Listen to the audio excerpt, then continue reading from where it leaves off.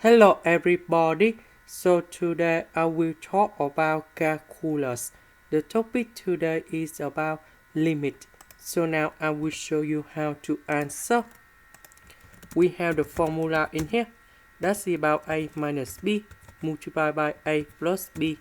And you got about a square minus b square.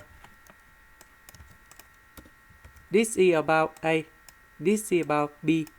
If we want to create about this one, we need to multiply by a plus b in here. So, in this situation, we have 4 plus the square root of 16 plus x. But we just create about another factor in here. So we need to put another factor in here.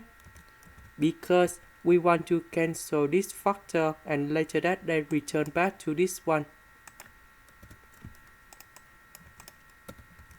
So this one you got about 4 square minus the square root of 16 plus x to the power of 2.